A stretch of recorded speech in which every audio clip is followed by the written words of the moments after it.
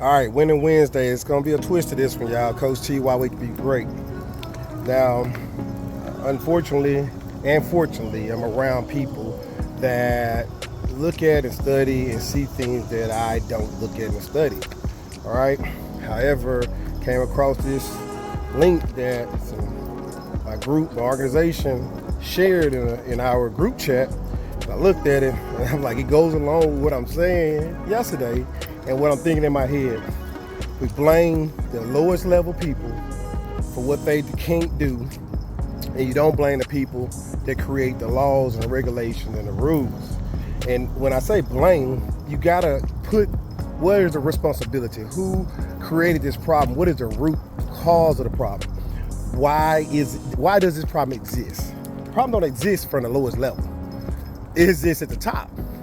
And they create environments for the lower levels to go and fight, debate, argue, dispute, and go back and forth with. All right? So why am I saying this? Just check this out. First of all, why do Americans exist? You know, why did it come about? How did it come about? For who did it come about? Who were the people that said, hey, let's go create a new civilization in this place, and this place, and this place, this place. Who came in and colonized this? Who established these rules and regulations from the top for who? For who? And all of a sudden, hey, why did other nationalities get pulled over here from ships and boats and other different ways, right? Why did they get shipped over here? Why did they come over here? What was the purpose of them? There's a purpose behind that. And it wasn't for them to be wealthy, rich, or kind, or nice, or treated well. It's for them to be worked to death until they die. Until they die. They came over with a purpose, just like a cattle is born to give milk and to plow the fields and to do what it does, and the horse is born to get rode and do what it does. And you know, hey, we can do entertainment with you too as well. Yeah, we can go ahead and do a couple of horse shows. Yeah, we can do, guys, it's a reason for everything, right? You know, pets, dogs are here for protection and for, you know, companionship, or for, hey, attack. I need you to attack this person. I need you to go and get this person. I ain't got 4 legs. I can't get there fast enough. You can. So, again, understand the purpose behind that. So first you gotta look at the root cause. The root problem. Why? So now, okay, some people got morals, some people got ethical sense, some people start building the heart, some people start saying, oh, well, let's not treat them like that. They are the closest thing to a human that out there. So let's treat them like humans now. Let's try and get them a little bit more. Let's do this, let's do that, or however they did. I don't know. I'm just doing it my voice right now, how I think that a woman probably told a male that was in charge, you know, hey, you have the power to do this, you know, boom. Then all of a sudden, now you start getting a couple extra human rights, and you start getting treated a little bit closer, little itchy bit closer to a human, itchy bit, right? Man, guys, this is real talk. Right now, this election is horrible, right? It's two people running for the president of the United States that's both, in my humble opinion, not the ones to be the president of the United States. I just think it's too many retired general officers, too many retired, well-respected CEOs, too many retired, well-respected by everyone, other people out there that could be selected to run for this position, right? But neither here nor there. We all got a group thing. We all got to say, we got to go with the flow. We got to go whatever they say. We got to go whatever they put it out there. We got to just go with it, because that's the way to do it, right? You can't go against it. You can't go against it. And that's what's good about America. You can respectfully say what you disagree with and not feel like you're causing a revolution, you causing a war, you causing problems. You can just talk your opinion, and in America, that's fine. In other places, not. That's why America is the best place to live in the whole wide world, because you're free to just give your opinion, and people can do what they make. If they follow, they follow. They don't. But hey, you get too high, we'll cut you off then, right? We'll figure it out. But nonetheless, I'm just speaking from my observation on what's going on, and this is what I'm telling y'all. From 1619, I want to say, to 1865, slavery exists. Slavery exists for over 300 years. Over 300 years.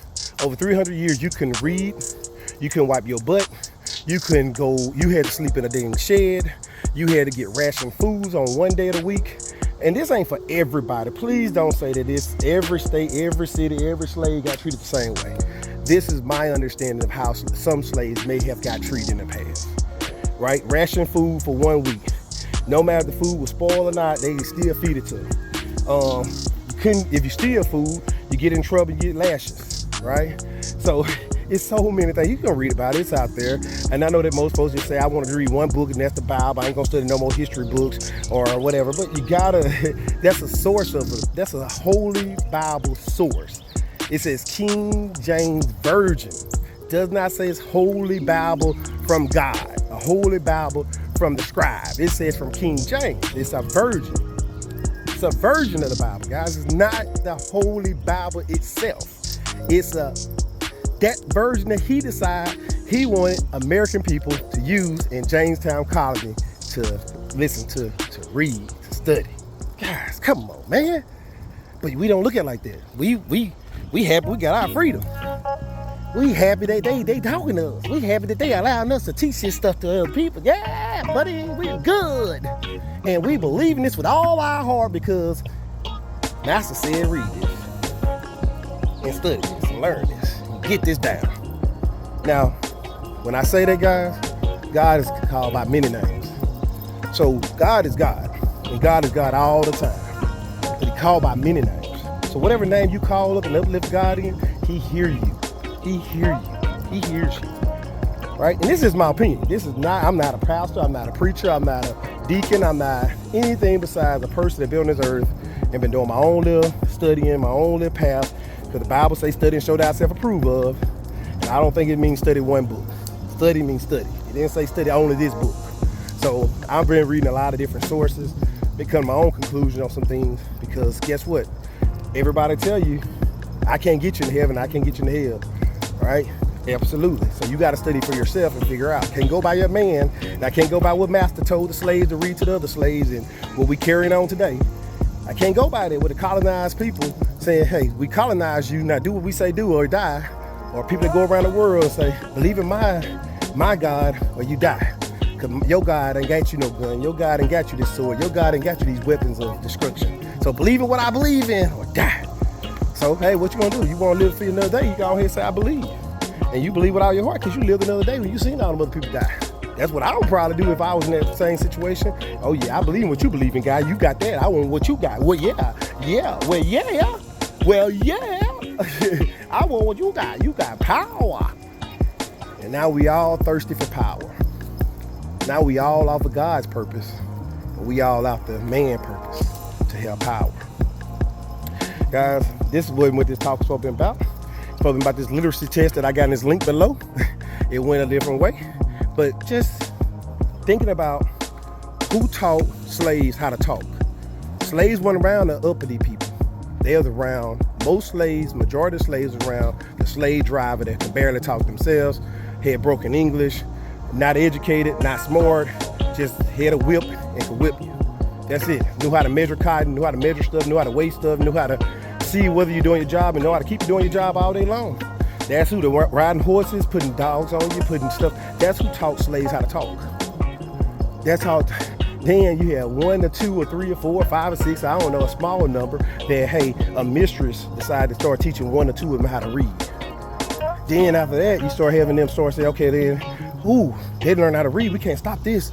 They're going to read the Holy Bible and read the whole Holy Bible. The whole Holy King James Version, and see the other things say you can uprise and you can rise up against and you can do this to you and you can do that. He said one version say this and another part didn't say this. One verse say this and another part say this. We don't want to read the other part. We just want to read the part about being submissive to the master. Man, just stay right here. Don't read about how this happened and rape happened and all this stuff happened. But we can read about it and say this is what we could do to you based off of what is in the Bible. You won't belong to me. This paper say that. Guys, God himself didn't write the Bible. He didn't come down and write the Bible. He definitely didn't come down and write the King James Version. They telling you who wrote the King James Version. King James Version is King James Version. It's not the Holy Bible from God. It's the King James Version of the Holy Bible. And all the Bibles come from that.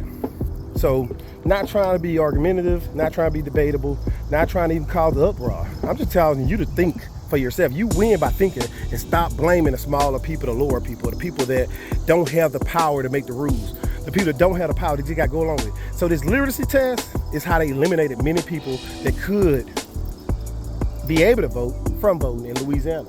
1960, they had a Jim Crow literacy test. If you look at this link, this test, most folks won't pass anyway. If you miss one of them, out of 30 questions, you can't take the test. One. Guys, that's ridiculous. Now, you already have a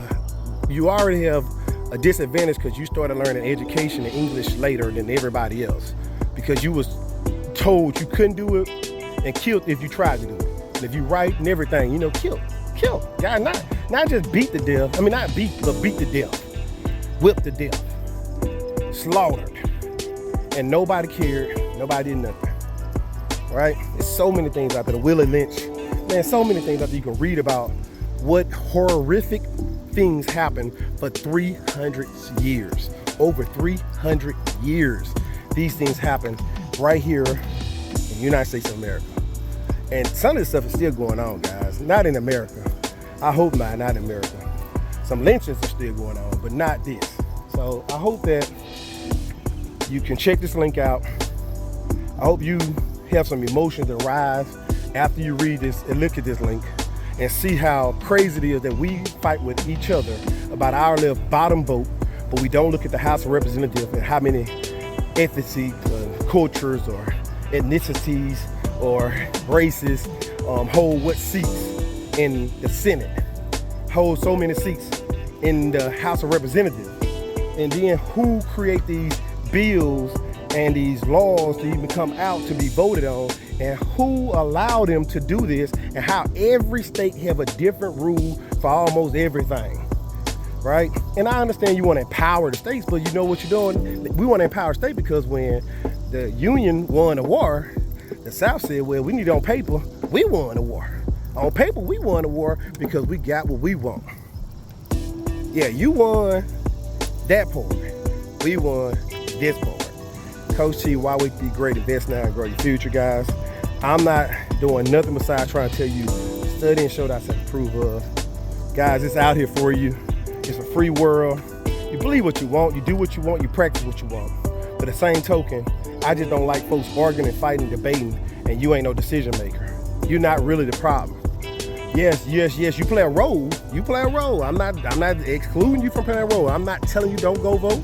I'm telling y'all arguing with the wrong people and you're debating about the wrong people. We need to be more people to be in a seat to make decisions and to be a part of decision making before it come out to the public, so that the stuff that come out to the public makes sense before it get there. And if you don't have a majority of the people doing that in the right seat, then we keep on arguing and fighting about some stuff that, oh, they made this new law and we let it go and y'all didn't vote on it. We didn't even know the law. We don't know what it's about. We didn't understand it. We can't comprehend it. We still playing catch up on the literacy, right? We still playing catch up on everything.